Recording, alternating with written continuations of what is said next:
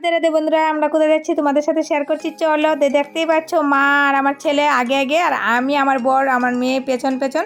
তো যাই হোক, দেখতেই পাচ্ছি এখানে প্রচুর পরিমাণে ভিড়। আমরা চলে আসলাম জলেশ্বর শিব মন্দিরে।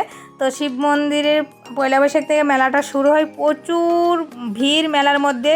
2 দিন আগে প্রথম দিন মানে যেদিন পয়লা বৈশাখ এদিন কিন্তু প্রচুর ভিড় ছিল, কারণ সন্ন্যাসের হাজার হাজার সন্ন্যাস।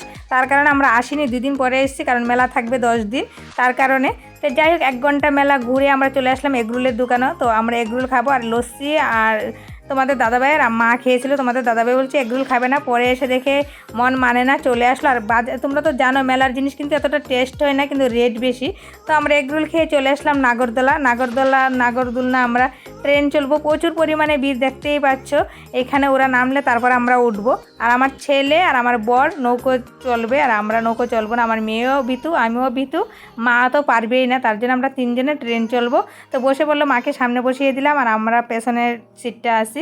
তো যাই হোক, রাত 8টার সময় এসছি, 11টা বেজে গেছে। এবার কিন্তু বাড়ির দিকে যাওয়ার পথে একটু জিলাপি আর একটা স্প্রাইট কিনে খেতে খেতে যাব, কারণ শরীরটা ঠান্ডা করতে হবে।